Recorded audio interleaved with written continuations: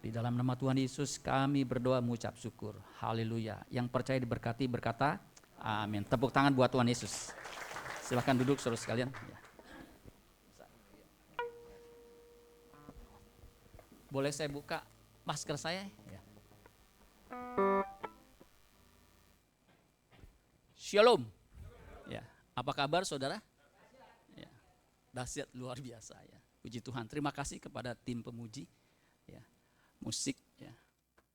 WL Singer ya. Dan juga LCD. WL-nya mirip Pak Paulus saudara ya. Puji Tuhan saudara ya. Hambanya Pak Paulus ada di Israel ya. Puji Tuhan ya. Kita berdoa biar kembali dalam keadaan sehat, tidak kurang satu apapun ya. Puji Tuhan. Terima kasih kepada Pak Paulus, kepada Ibu Lili dan seluruh pengurus gereja GBI Gunung Sahari 7 ini yang memberikan saya kesempatan untuk menyampaikan firman Tuhan. Saudara-saudara sekalian, firman Tuhan pada kesempatan kali ini berjudul menjadi umat pemenang. Menjadi apa? Nah, umat pemenang. Ada kata umat. Ini nggak ada hubungannya dengan partai umat, saudara ya. Menjadi umat pemenang. Siapa yang ingin menjadi umat pemenang? Cuma 2, 3 saudara, 4 ya. Saya tanyain lagi ya, mungkin masih belum enggak. Siapa yang ingin menjadi umat pemenang? Ya, lumayan ya, 70%. Masih ada yang enggak ya. Saudara ya, saya ulangi sekali lagi. Siapa yang ingin menjadi umat pemenang? Ya, puji Tuhan ya. Mungkin yang enggak angkat tangan enggak mudeng saudara ya. Saudara, menjadi umat pemenang itu adalah kerinduan Tuhan. Ya, saya ulangi lagi, menjadi umat pemenang itu kerinduan Tuhan. Kalau saudara perhatikan gereja mula-mula, ya, itu ditulis oleh Paulus tuh kisahnya gereja mula-mula di Roma pasal 8. Ya. Makanya ada kalimat di ayat 37. Ya. Umat mula-mula, gereja mula-mula itu dikatakan lebih dari pemenang. Ya. Lebih daripada pemenang di situ.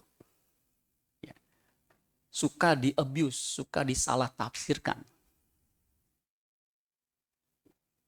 Biasanya orang berkata, Yesus itu udah menang, makanya kita menjadi umat lebih daripada pemenang. Jadi kita tidak perlu lagi berperang. Itu separuh benar. Memang Yesus itu mati di kayu salib untuk membuat kita menjadi umatnya yang menang. Tetapi bukan berarti kita tidak bertanding. Amin saudara sekalian. Pada waktu itu, gereja mula-mula, jemaat mula-mula, itu menghadapi kaisar-kaisar yang bengis, yang jahat, yang luar biasa.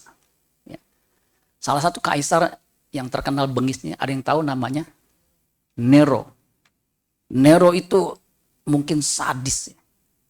Luar biasa ya. Istrinya dia bunuh. Ya. 3-tiganya. Bahkan satu yang dia bunuh itu sedang hamil. Jadi sedang hamil, makanya disebut bumil. Ibu yang sedang hamil, itu dia pukul sampai meninggal. Bahkan ibu kandungnya, yang notabene, ibu suri yang membuat dia bisa jadi kaisar. Itu dia bunuh. Karena dia takut nanti ibunya ini merebut tahtanya. Sadis luar biasa. Dia punya obsesi membangun kota yang megah. Gimana caranya? Nggak ada lahan. Dia bakar kota Roma. Kemudian dia tuduh orang Kristen yang melakukannya. Itulah sebabnya orang Kristen diburu, dibakar hidup-hidup, dijadiin obor. Itu sadis luar biasa. Kaisar ini saudara. Tetapi yang aneh, yang luar biasa menurut saya. Orang Kristen jemaat mula-mula tetap percaya Yesus. Meskipun aniaya luar biasa. Secara kedudukan, kekuasaan, nggak punya tentara, nggak punya kekuatan, nggak punya senjata. Menghadapi kaisar dan pasukan yang luar biasa. Ya, tetapi tetap percaya Yesus. Makanya Paulus menyimpulkan, ini jemaat lebih dari pemenang. Tepuk tangan buat Tuhan Yesus. Nah, kuncinya, kenapa jemaat ini bisa disebut lebih daripada pemenang? Karena jemaat ini mengasihi Tuhan. Amin saudara. Tidak ada orang yang bisa mengalahkan orang yang mengasihi Tuhan. Itu kesimpulannya. Makanya inti khotbah saya, untuk menjadi umat pemenang, saudara harus mengasihi Tuhan. Nah, aminnya sayup-sayup, saudara ya. Kalau saudara ingin menjadi umat pemenang, saudara harus mengasihi Tuhan. Ya, haleluya.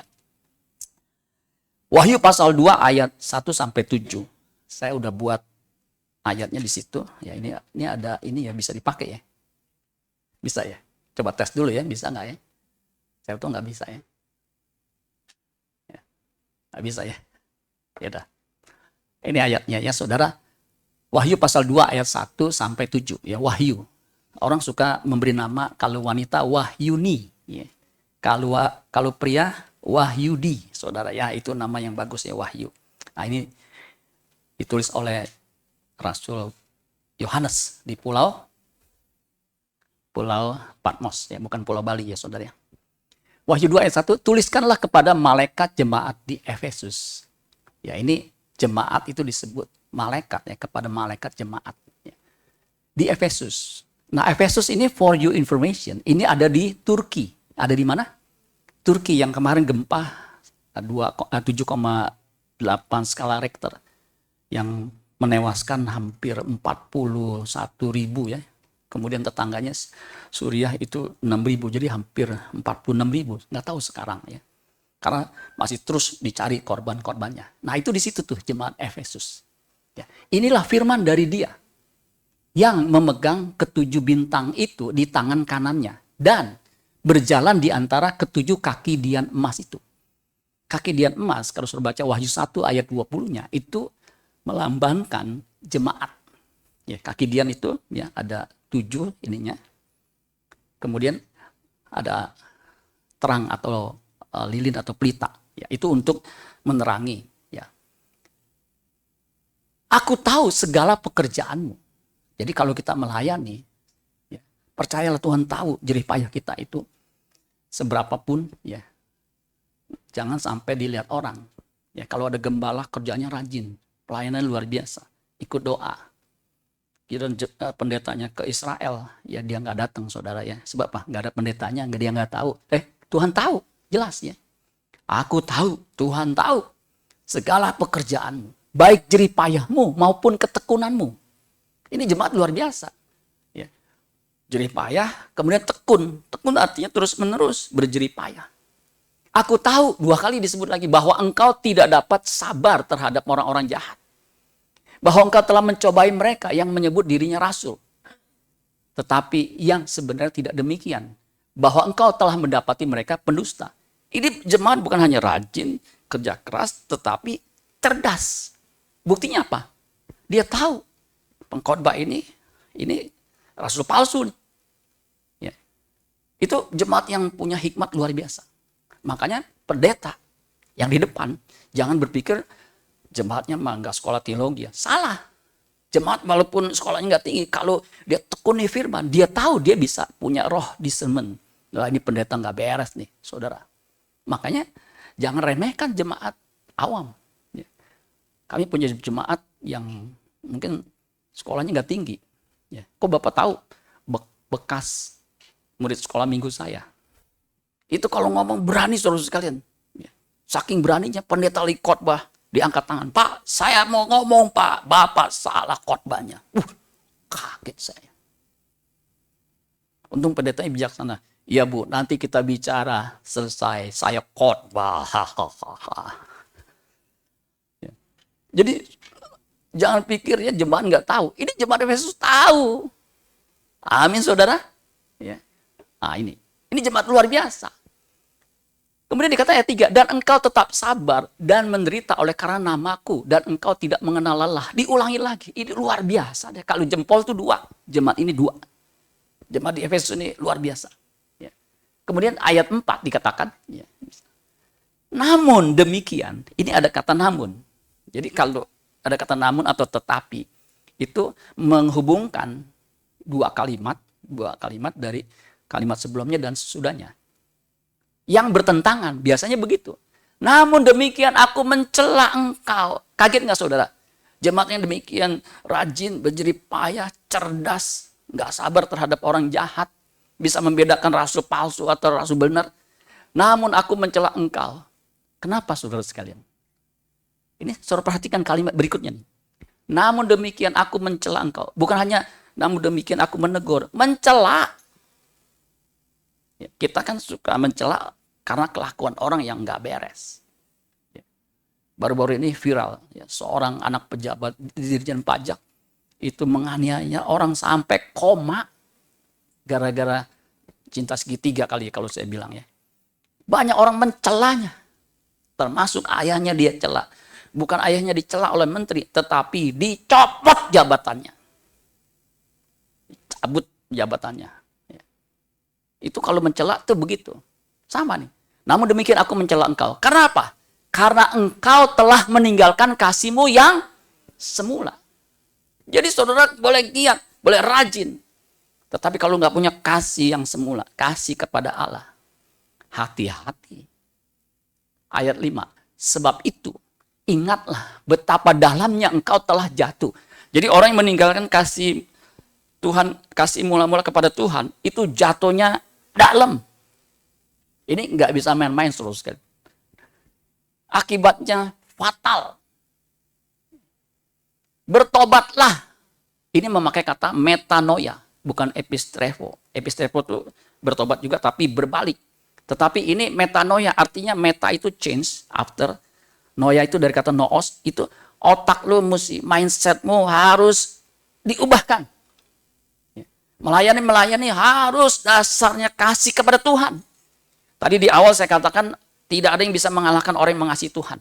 Meskipun kalah secara persenjataan, meskipun dianiaya luar biasa. Tetap percaya pada Yesus. Nah itu hebatnya kasih mula-mula. Ya. Makanya kalau nggak punya kasih mula-mula, bertobat. Jadi bertobat bukan hanya berhenti dari berbuat dosa. Misalnya korupsi, misalnya membunuh, misalnya berzina. Tetapi kalau kasih kita kepada Tuhan sudah mulai luntur, mulai menurun, ingat bertobat. Dan lakukanlah lagi apa yang semula engkau lakukan. Kalau bertobat kan tidak melakukan lagi apa yang tercela, apa yang tidak benar. Ini bertobat di sini maksudnya lakukan lagi tuh. Kasih yang mula-mula, yang kamu sudah tinggalkan. Harus dimulai lagi. Harus diupdate lagi. Harus diperbarui lagi. Harus dikobarkan lagi. Jika tidak demikian, artinya nggak punya kasih mula-mula, nggak bertobat. Aku akan datang kepadamu. Jadi Tuhan sendiri akan datang. Dan aku akan mengambil kaki dianmu dari tempatnya. Jadi kaki dian itu diambil jikalau engkau tidak bertobat. Apa yang terjadi? Kalau kaki dian diambil, dicopot, apa yang terjadi? Nggak bisa bersinar, itu nggak ada lampunya, nggak ada terangnya. Orang Kristen yang nggak ada terangnya, nggak ada kesaksiannya, itu powerless. Orang Kristen yang nggak punya kasih mula-mula, diambil ininya. Itu ibarat garam, itu udah kehilangan asinnya. Gelap, terang, yang nggak ada. Itu gelap, nggak ada bedanya sama orang-orang dunia yang nanti akan binasa. Fatal saudara sekalian. Makanya saya setuju dengan judul dari bahasa Inggris untuk perikop ini. Judulnya The Loveless Church. Apa judulnya? The Loveless Church. Gereja yang tidak punya kasih. Loveless itu dari kata love dan less. Less itu artinya tidak. Homeless, nggak punya rumah. Jobless, nggak punya pekerjaan. Males, nggak punya mama. Males ya. Fatherless, nggak punya bapak. Kalau nggak punya mama, males saudara ya. Jadi ini dicopot. Kalau dicopot, udah binasa. Diinjek orang kemudian dibuang. Makanya hati-hati saudara sekalian. Rajin sih rajin, tapi jangan sampai kerajinan kita karena dimotivasi oleh hal yang lain. Oleh karena PK, persembahan kasih. Hati-hati. Ya. Kalau persembahan kasihnya besar, rajin. Kalau nggak ada PK-nya, dia pilih-pilih. Ada pendeta, kemudian diundang. Wah ini lebih besar nih, gue tahu PK-nya. Jemaatnya aja 5.000. Di sini jemaatnya berapa ya? Dikasih alasan. Maaf, saya salah jadwal. Di jam yang sama, saya salah jadwal. Kemudian dia khotbah di 5.000 orang. Emang lebih mantap, 5.000 orang itu lebih mantap, betul nggak saudara? Musiknya juga luar biasa, ada LCD-nya gede. Dia khotbah, tanpa dosa. Jemaatnya kecil itu gimana? Nggak tahu, dia batal tiba-tiba. Terus digantiin siapa? Ya itu, Pak Gembala terpaksa khotbah. Padahal minggu lalu dia khotbah. Ya. Untung Pak Gembala bijaksana, dia khotbah aja. Ya. Pas ada jemaat yang tahu, loh, dia ada jadwalnya di buletin di sini, gimana ini? Kagak tahu, salah jadwal. Hati-hati tuh. Saya kagak peduli, pokoknya udah jadwalnya mau di mana enggak. Begitu saudara, strict. Sebab bagi saya, saudara, kalau seperti itu ngejar duit, itu nggak ada pendetanya, lu dagang aja. Memang orientasinya uang-uang. Tapi kalau pelayanan, nggak punya kasih mula-mula, dia tinggalkan dia. Nggak peduli jemaat yang udah menantikan, mungkin udah mengharap karena udah diumumkan untuk dengerin khotbah. Oh nggak ada ya, begitu saudara. Ya, saya bilang, udahlah, nggak usah jadwalin pendeta yang seperti itu. Tapi Pak, khotbahnya banyak orang Pak, orang suka datang. Betul, karena dia punya kemampuan orasi, dia punya kemampuan panggung yang luar biasa, dia punya kemampuan menggunakan kata-kata untuk cerita yang lucu. Nah, itu kan luar biasa. Amin saudara sekalian. Coba kalau pendetanya apa yang terjadi? Kalau jemaatnya pendetanya jemaatnya diemin, jadi juga saudara. Tapi kalau dia tulus, Tuhan bisa pakai, amin saudara sekalian. Saya kagak peduli tuh, siapapun yang khotbah di mimbar gereja kami, saya dengerin. Siap dengan catatan. Kenapa? Saya pasti diberkati. Kemarin, saudara nanti bisa lihat di GWP 8. Itu seorang pendeta pembantu kita. Seorang yang setia. Wah, saya diberkati. Ya kalau didengar khotbah saya ini, saya memuji bukan karena ada udang di balik batu, karena memang tulus. Begitu saudara sekalian. Khotbahnya pelan. Ya, saudara, saat ini saya mau menyampaikan firman Tuhan. Mau dengar saudara? Saya ini udah 20-30 kalimat kalau dia ngomong begitu. Tetapi saya diberkati.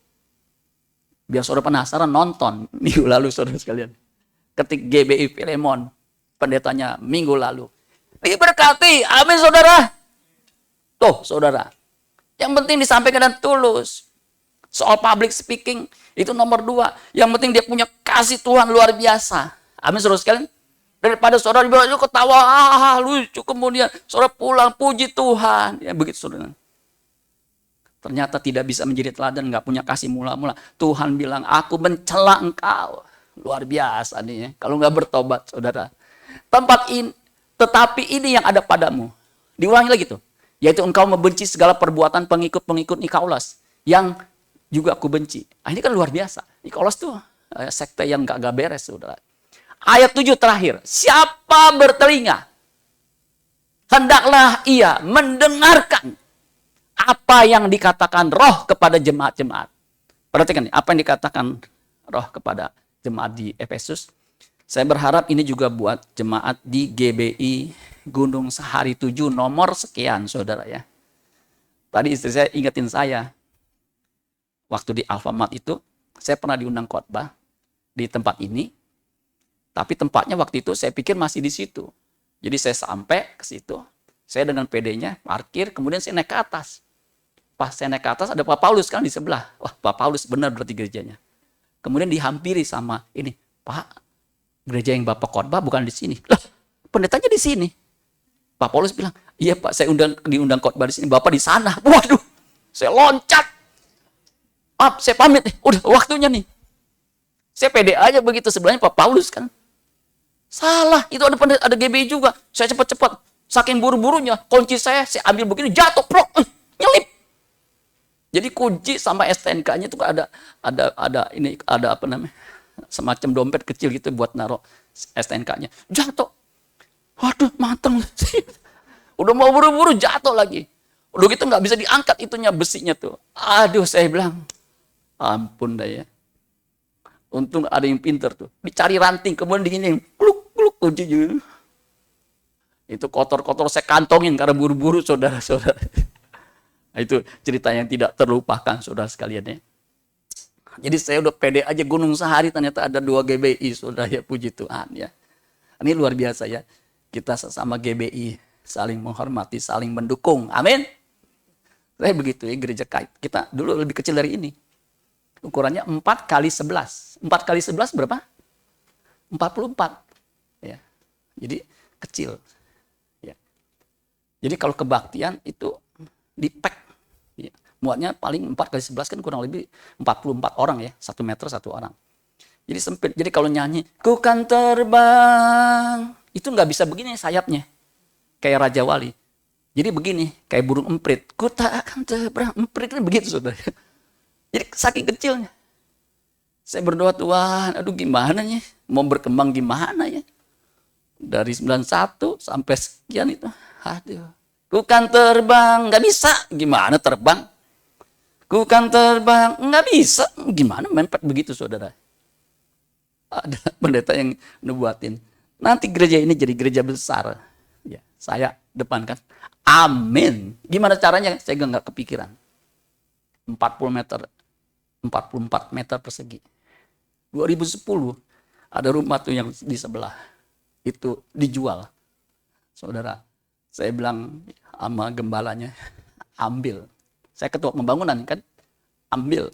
Diambil, saudara. Uangnya dari mana? Cari, begitu ya. Ya, ada ketua pembangunan yang baru yang mengusahakan, saudara ya. Akhirnya kebeli 500 meter. Jadi sekali kebaktian bisa 400 orang. Ya, puji Tuhan. Pak Paulus sudah berkali-kali khotbah di sana. Ya, nanti ada khotbah lagi nggak tahu tuh bulan apa, bulan Juli kalau nggak salah ya, setelah pulang dari Israel. Jadi saudara berdoa, Tuhan bisa kembangkan, amin. Apalagi ini kan dilayani anak-anak muda nih. Ini luar biasa nih. Gereja yang kalau ada anak mudanya itu gereja yang maju. Aminnya kok sedikit, bapak-bapak malah ya. Saya beritahu saudara, gereja yang banyak anak mudanya yang melayani itu gereja yang maju. Tapi kalau gereja yang dilayani oleh usia lansia, lanjut usia. Kalau saudara, puji Tuhan, saudara, saya khotbah nggak lama-lama ya, karena pencok. Itu saudara yang hadir juga tua-tua, seusia. Tapi kalau muda-muda, nih kayak tadi kan muda, saudara. Ku kan terbang, itu dia terbang betul-betul, saudara sekalian. Dia loncat-loncat betul-betulan. Ya. Makanya, saudara, ini dengerin firman Tuhan. Ya. Katakan, barang siapa menang. Jadi siapa saja yang menang, dia akan kuberi makan dari pohon kehidupan yang ada di taman Firdaus Allah. Jadi saudara akan hidup kekal karena diberi makan. Kalau nggak diberi makan buah dari pohon kehidupan yang ada di taman Firdaus, binasa. Dan buah pohon kehidupan itu hanya diberikan kepada siapa? Barang siapa yang menang. Saya berharap saudara dari umat pemenang, bahkan lebih daripada pemenang. Sebab saudara memiliki kasih yang mula-mula. Makanya inti khotbah saya adalah, kalau mau jadi menang, jangan pernah meninggalkan kasih yang mula-mula. Ya, bisa diklik ya. Jadi saudara, di Wahyu 2 ayat 7, itu jelas barang siapa menang. Kalau Living Bible mengatakan, to everyone who is victorious. Ya, everyone, siapa saja yang menang. I will give fruit. Aku akan memberikan buah from the tree of life in the paradise of God. Aku akan memberikan buah pohon kehidupan yang ada di taman Allah itu. Terjemahan lain mengatakan to the one who conquers. To the one. The one itu artinya siapa saja. Mau pria, mau wanita. One. Who apa? Conquers. Conquer itu artinya mengatasi. Menguasai. Dia yang dikatakan, I will permit him to eat from the tree of life. Aku akan mengizinkan dia untuk apa? Makan buah pohon kehidupan. That is in the God, paradise of God. Jadi saudara sekalian, kalau saudara mau diizinkan menikmati buah pohon kehidupan yang membuat kita bisa hidup selama-lamanya, saudara harus bisa mengatasi persoalan, pencobaan, apapun. Ya. Sehingga kita bisa menjadi kesaksian Tuhan. Ya, klik. Nah saudara, kalau saudara perhatikan bagan ini, ya, Menang ini saudara sekalian, kalau saya boleh elaborate, saya jelaskan. Itu dari kata Yunani nikonte. Nikonti. Menang. Ternyata nikonti ini adalah kata kerja.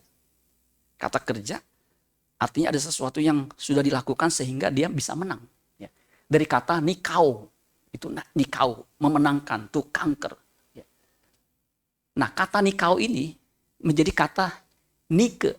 Ya, Nike itu ya ada merek sepatu namanya Nike, bacanya gitu ya, Nike, biasa orang begitu. Di sini tulisannya Nike. Itu artinya menang. Jadi kalau pakai sepatu merek itu, suruh lari, suruh menang. Kalau lawan kura-kura, saudaranya. Itu bagus nama merek sepatu. Jadi itu kata kerja, present participle aktif. Jadi memang bukan kata kerja utama, tetapi participle. Kalau kita belajar bahasa Indonesia tuh atau bahasa Inggris ada participle. Jadi bukan yang utama, yang participle, yang menyertai, begitu saudara. Itu kata menang. Ya. Yang artinya to conquer, to victorious, be victorious, overcome, mengatasi, subdue, menundukkan, kemudian prevail. Ya, prevail itu menguasai, saudara sekalian. Ya, itu kata menang. Jadi kata menang ini sebenarnya adalah akibat suatu proses. Karena present participle aktif. Present yang sekarang. Saya ini, ya, posisi saya, kedudukan saya atau postur saya ini adalah hasil dari apa yang saya lakukan sebelumnya. Betul nggak saudara sekalian? Ya, saya jaga makan, ya, saya nggak makan yang sembarangan. Kenapa? Saya tahu. Kalau makan sembarangan yang berminyak-minyak, itu bisa menyebabkan kolesterol tinggi, menyebabkan diabetes, menyebabkan ya, asam urat segala macam. Jadi saya memang jaga. Makanya hasilnya seperti ini. Saya olahraga N1, N2, N3 sampai encok seterusnya. Saya push up, saya pull up, saya stand up. Saya bangun begini, begitu saudara. Ini kan bagus dia. Ya, buat dengkul. Ya. Kemudian saya goyang-goyang begini, sendi-sendi supaya lancar. Kalau kaku kan nggak enak, pendeta kaku, jalannya kayak robot. Begitu. Itu hasil dari perjuangan saya menjaga kesehatan. Tapi ini terbatas. Saya sehat berapa lama kuat untuk bisa terus berdiri di atas panggung. Ada pendeta yang nggak kuat berdiri di atas panggung lebih dari 10 menit. Makanya disiapin kursi. Jadi kalau 10 menit dia pegang, dia duduk. Begitu. Jadi sampai kapan? Nggak tahu. Tapi ini hasil. Makanya saya jaga. Istri saya yang jaga tuh. Jaga makan saya. Nggak boleh makan yang B, B, B. Pokoknya yang B nggak boleh. B1 nggak boleh. Anjing tuh ya. Ya saya pernah makan diajak orang Batak makan. Coba Pak B1 ya. Saya makan. Enak loh. Makan anjing. Ada anjing. Saya liatin begini dia takut. Gue baru makan loh saudara loh. B1, B2 saya nggak makan. Babi. Aduh, kalau babi itu enaknya hauce sencingping. Istri saya bilang, enggak dah, gua geli deh. Jadi saya nggak makan. Bukan hanya buat kesehatan, tapi dia kagak bisa masaknya. Ya. Dia masak babi, bukannya enak, mana bau suruhnya, karena nggak bisa masaknya. Babi, saya nggak makan B2. B3 saya nggak makan. Tahu nggak B3? Bodat. Nggak boleh tuh, bodat ya. Suruh nanti tanya orang Batak, bodat saya nggak makan. Pokoknya B1, B2, B3, B12 juga saya nggak makan, sabun saya nggak makan. Pokoknya sehat. Yang ini, makanya NTTKKK. Nasi tahu, tempe, kerupuk, kecap, kangkung. Jadi makannya begitu aja tuh. Jadi saya mesen catering, nggak ada garamnya, nggak ada micinnya. Pokoknya makan, kayak makan minum air putih. Saya makan aja deh, tanpa perasaan. Istri suka nanya, enak Pak? Enak. Sebab apa? Lagi lapar. Kalau lagi lapar, makan apa aja enak, betul nggak? Saya lu makan. Jadi, lu makan cepet amat? Iya, karena enak. Ya, selesai. Pernah makan ya saudara ya, dia biasa tambahin. Ya, begitu. Nah, saya kan nggak ada pembantu. Di rumah nggak ada mbak, udah berapa tahun ini. Jadi saya bagi tugas. Saya ngepel, saya nyuci, nyiram taman, begitu. Kemudian nyuci mobil, segala macam. Saya pernah karena saya mau beresin semua begitu, selesailah jam 2. Ternyata saya kok agak gemeter ya begitu ya, karena mungkin nggak ada asupan kalori ya, atau apa begitu. Saya gini. Istri saya nanya lagi, Pak, udah mau makan? Enggak, udah mau pingsan kayaknya nih. Cepat. Wah, udah siapin, saya makan, baru hilang gemeternya. Jadi kalau saudara gemeter, itu tandanya saudara lapar mungkin. Pak, saya enggak kenyang tapi gemeter, banyak utang saudara ya. Kalau gemeter gitu, banyak utang nih. Makanya gaya hidup diubah. Kalau Anda banyak utang, saudara banyak tekanan, jangan-jangan salah gaya hidupnya. Ya, gaya hidupnya hedonis, boros. Sebab gaya berbanding lurus dengan tekanan. Tekanan berbanding lurus dengan gaya. Hati-hati. Kalau Anda banyak tekanan, gaya hidupmu jangan-jangan kebanyakan. Ya. Nah itu. Nah, menang ini hasil dari satu yang disebut dengan mengasihi Tuhan. Makanya kalau saya boleh simpulkan, boleh nggak saya simpulkan? Boleh, karena saya ingkot bahasa saudara ya. Sebentar lagi saya habis. Kunci kemenangan adalah jangan meninggalkan kasih yang mula-mula. Tadi saya katakan di awal, orang yang mengasihi Tuhan tidak ada yang bisa mengalahkan orang yang mengasihi Tuhan. Jadi jelas, jangan meninggalkan kasih mula-mula. Kalau kasih mula-mula ditinggalkan, kita nggak punya, diambil kaki diannya, nggak bisa jadi kesaksian, binasa. Kemarin ada yang waktu doa pagi, ya ada yang sharing. Orang Kristen bisa tuh binasa. Ini orang awam saudara. Kok bisa saya pancing begitu? Bisa kalau dia meninggalkan kasih mula-mula. Dia nggak mengasihi Tuhan. Dia hidupnya amburadul. Hebat juga dia nih. Ya, begitu saudara. Makanya jangan meninggalkan kasih mula-mula. Kasih mula-mula ini adalah kunci kemenangan kita. Kata meninggalkan kasih mula-mula. Kata itu tuh meninggalkan kasih yang semula. Agapen, souten, proten, apekes. Tuh saudara. Itu kata Yunaninya. Dari kata dasarnya apekes. Ya. Agapen itu agape atau agapau. Kasih, agape. Ya. Apekes itu artinya apa? To send. Ya. Mengirim. Jadi kasihnya udah dikirim ke tempat lain. Ya, tidak mengasihi Allah sepenuhnya. Bahkan ya dia berzina secara rohani. Ya, dia tinggalkan Tuhan. Ya, padahal dia ngakunya orang Kristen. Itu perzinahan rohani. Tuhan nggak bisa diduain. Kamu tidak bisa mengabdi kepada dua Tuhan. Nggak bisa. Kalau kamu mengabdi kepada dua Tuhan, kamu akan mengasihi yang lain dan membenci yang lain. Nggak bisa. Harus tinggalkan. Makanya apekes itu send, mengirim. Ya. To let go, membiarkan pergi. Ya. Permit, mengizinkan pergi. To depart. Jangan sampai kita mengizinkan kasih yang semula kita miliki, kasih kepada Allah itu pergi. Ibarat ketika kita menikah, saudara, kita kan biasanya menikah sama orang yang kita cintai, betul nggak saudara? Kayak saya menikah 32 tahun lalu nih. Itu saudara sama orang yang saya kasihi. Jadi saya exciting betul. Makanya ketika janji nikah, itu saya ucapin betul-betul ya. Saya, Cecep Suparman, berjanji, begitu. Wah, ucapin. Dia juga begitu ya. Ya kan perempuan saudara ya. Nah, janji itu, komitmen itu harus terus-menerus diperbarui. Amin. Kalau enggak berjalannya seiringnya waktu, wah, yang tadinya cinta luar biasa, ya, nanti lama-lama bisa pudar. Ya, terus didewasakan, terus sampai menutup mata. Karena tidak mudah. Ya, kalau kasih kita kepada sesama kita, atau yang lebih tepatnya secara spesifik kepada pasangan kita, itu harus diperbarui. Kepada Tuhan, apalagi harus terus-menerus dikobarkan. Harus terus-menerus diperbarui. Supaya apa? Supaya kita bisa memenangkan pertandingan iman. Karena pertandingan iman ini terus kan nggak main-main.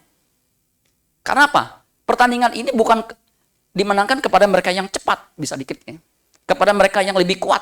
Enggak.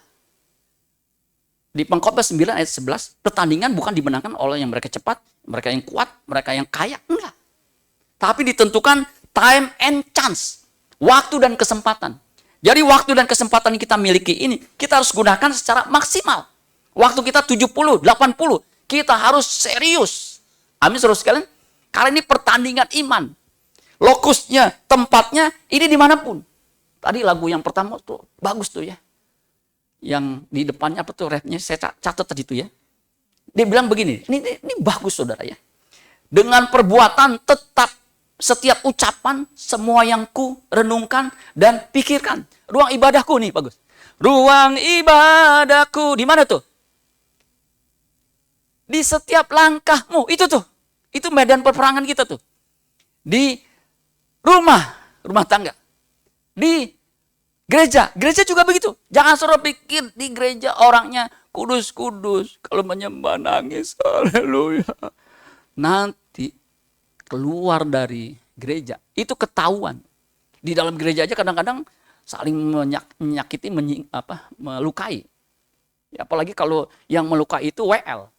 Wah, dia pujian kan, WL-nya kan nggak tahu siapa yang dia lukai. Yang dilukai kan tahu. Pas masuk gereja, dia lihat WL-nya, ya si muka badak nih saudara. Ini peperangan nih. Apakah dia bisa tetap beribadah atau keganggu pikirannya? Apalagi dia berselisih paham dengan pendetanya. Waduh, nggak diberesin. Udah, pasti dia akan kabur. Kalau dia pindah ke gereja lain dan digembalakan, dia bertobat masih mending. Tapi kalau dia tidak ke gereja, binasa dia. Jadi ini nih, pertandingan iman. Kalau di 1 Timotius 6 ayat 12 itu pertandingan iman. Pertandingan yang kita harus menangkan. Bukan pertandingan yang lain. Amin saudara sekalian. Jadi kalau ada perlombaan 17 Agustus, itu nggak wajib. Kalau ini wajib. Ibrani 12 ayat 1 sampai 4 itu wajib, kita harus ikuti, kita harus masuki agar kita menjadi sempurna seperti Bapa serupa dengan Kristus. Itu jadi wajib. Bagaimana kita bisa berubah kehidupan kita, metanoia, cara berpikir kita, mindset kita berubah, attitude kita berubah. Makanya Filipi 2 ayat 5. Hendaklah kamu dalam hidupmu bersama menaruh pikiran dan perasaan yang terdapat juga dalam Kristus Yesus. Jadi perlombaan ini bagaimana kita bisa memiliki pikiran perasaan Kristus. Yang oleh Living Bible diterjemahkan sebagai attitude. New English Translation juga mengatakan begitu, attitude. Karena dikatakan you should have the same attitude that Christ Jesus had. Kita harus memiliki attitude yang sama seperti yang dimiliki oleh Kristus. Kalau NIV mengatakan in relationship with one another, you have the same mind as Jesus Christ had. Seperti yang Yesus Kristus miliki. Mindsetnya harus seperti yang Yesus miliki. Itu target perlombaan kita. Arah tujuan kita. Bagaimana kita bisa memiliki rupa gambar Allah, yaitu seperti Kristus itu. Di mana Bapa berkata, inilah anakku yang kukasihi, kepadanya aku berkenan. Jadi Yesus sebagai prototipenya, sebagai targetnya yang kita harus capai. Amin saudara sekalian. Kesempatan itu, time and chance itu hanya waktu di bumi. Jangan sampai waktu kita udah usai, kita dalam keadaan tidak beres. Ini orang kalau dalam keadaan seperti ini ketakutan nanti. Bagaimana dia bisa menghadap Tuhan dalam keadaan yang tidak beres, saudara sekalian. Saya pernah diundang untuk pemakaman, pelepasan, kemudian pemakaman seorang pendeta. Senior, cukup besar, tua ya. Sambil duduk, ada pendeta pembantu yang bantuin itu pendeta ya, yang di detik terakhir di sebelah saya. Cerita, bapak itu almarhum di akhir kehidupannya ketakutan Pak. Wah, saya kaget. Ketakutan gimana? Itu Pak, dia takut, tolong saya. Tolong doakan saya. Loh kenapa ya? Saya juga nggak tahu Pak. Apa mungkin ada yang dia pikirkan? Enggak ada tuh. Wah, saya bingung ya. Kok bisa ya? Aduh. Nah, saudara hati-hati. Saya tidak menghakimi. Hati-hati. Pendeta juga ketika di ujung maut bisa ketakutan. Kalau pendeta di ujung maut ketakutan, apalagi jemaat bisa mendelik-delik. Aduh. Malaikat datang untuk menjemput. Dia bukannya, aku berserah. Aku berserah. Wah, kan berserah dia. Kalau dia ketakutan, mau lagu apa tuh? Nggak ada lagunya rohani. Dia kagak tahu lagu rohani. Mau apa tuh? Dia mau gimana tuh? Kalau kita kan siap. Kalau kita mati itu jembatan emas. Kita pindah dari hidup yang fana ke hidup yang kekal. Amin saudara sekalian. Makanya orang yang siap menghadapi kematian, dia bisa berkata seperti Paulus, bagiku hidup adalah Kristus, mati adalah, bahasa Yunaninya bukan keuntungan, tapi cuan. Keuntungan. Kenapa? Menghadap Tuhan akan diberi makan buah pohon kehidupan. Amin saudara sekalian. Itu yang menang. Kalau dia mau bertanding, amin. Kalau nggak bertanding, ya, membiarkan begitu saja, saudara nggak akan bisa menang. Waktu Piala Dunia, Piala Bola Dunia antara Argentina sama Prancis, yang menang yang mana? Yang menang yang mana? Yang suka bola siapa? Nggak ada ya. Sukanya bola voli ya. Hah? Argentina. Kenapa nggak Indonesia, Pak? Indonesia kan main jago-jago. Ya dia kagak bertanding, nggak akan menang. Tapi kalau bertanding dia menang. Nah kita ini harus siap menghadapi pertandingan. Tadi lokusnya tempatnya mau di gereja, mau di rumah, mau di marketplace, mau di dunia maya. Nah dunia maya ini, tahu dunia maya? Ya itu internet, ibu-ibu tahu ya internet. Saya taunya internet, Indomie, kornet, telur. Telur. Ya. Ini internet, dunia internet. Ini lokus, medan, tempat peperangan yang luar biasa. Apalagi dengan adanya chat GPT, GPT, ya, orang suka sebutnya. Itu generative pre-training terminator. Wah itu chatnya lebih hebat dari WA. Ya. Kalau WA kan sama orang. Ini kita ngomong bisa sama mesin. Dan udah dicoba. Bahkan dia bisa menyusun khotbah lebih bagus dari lulusan teologi S3. Dibuktiin. Tolong buatkan khotbah Matius 6 ayat 33 dikaitkan dengan AI yang sekarang sedang berkembang. Klik. Keluar 2 halaman. Kira-kira, saya kan keluar nih ketikan gini ya. Berapa menit dia bisa menyiapkan khotbah seperti itu? Saya ini hampir seminggu penuh ya. Saya siapin begitu, saya gali. Kira-kira berapa lama? Ada yang tahu? Khotbah berapa? 10 detik. Keluar. Waktu saya baca ulasan khotbahnya. Saya kan belajar homiletik, saya belajar hermeneutik. Saya bilang luar biasa nih ya. Ini sama dengan master teologi, MTH. Master teologi. Di atas STH, sarjana teologi. Ini mirip dengan DTH. Tahu DTH? Doktor teologi. Saya bilang luar biasa, 10 detik. 1, 2, 3, 4, 5, 6, 7, 10, 10. Tuh. Jadi pendeta-pendeta sekarang ya persiapannya gampang. Tanya Gepeto. Kalau dulu kan tanya Google. Saudara. Jadi ini dunia maya tantangannya. Ya. Ada pendeta kalau khotbah, saudara, dia nggak ada persiapan lagi. Ada tema. Mau tema apa aja? Mendadak boleh. 10 detik.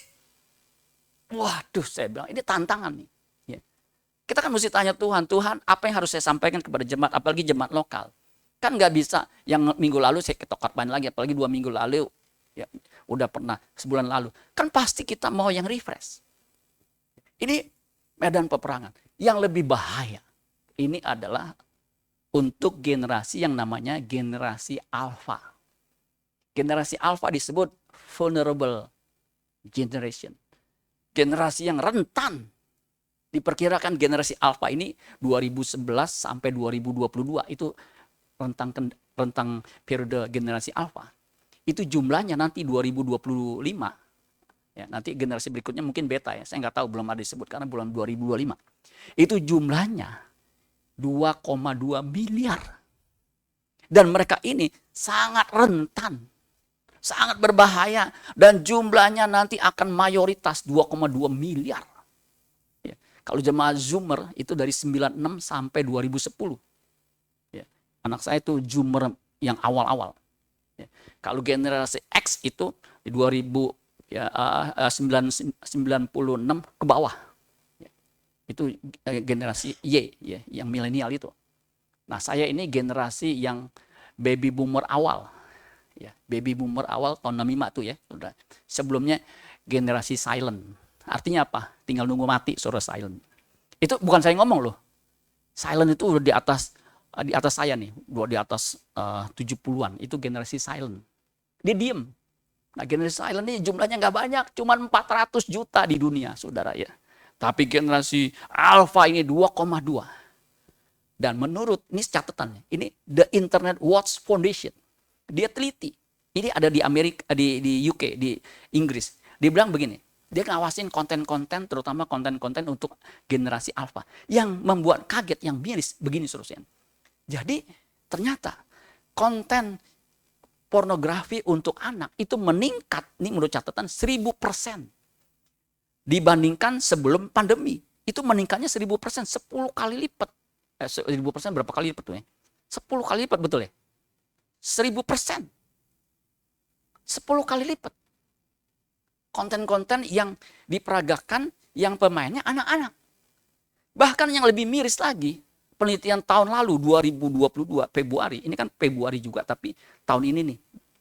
Ya, itu diteliti saudara sekalian, ternyata memang ada peningkatan yang luar biasa konten yang membuat video porno itu, yang buat anak 7 sampai 10 tahun pakai HP, pakai tablet, kemudian dia share, pelakunya juga anak-anak, itu 380 sekian persen meningkat dari 2019 ke 2021, diteliti 2022 meningkat.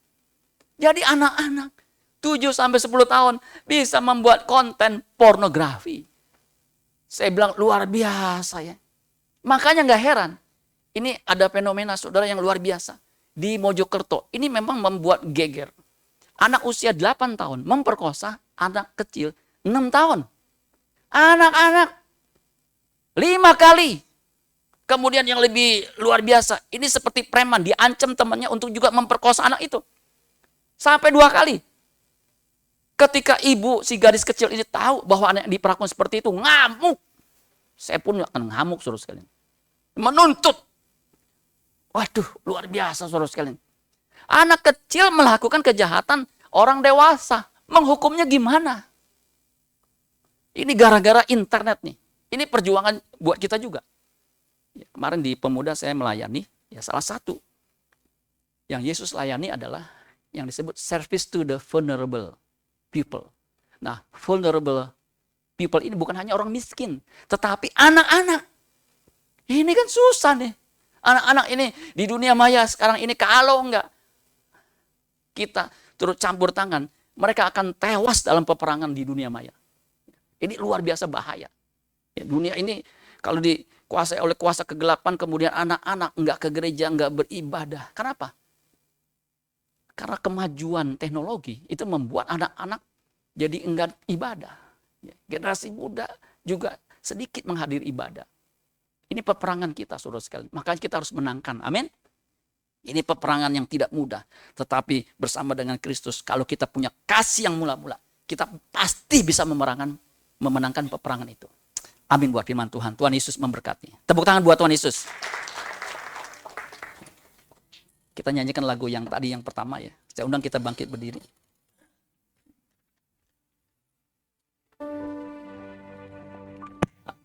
WL bisa bantu.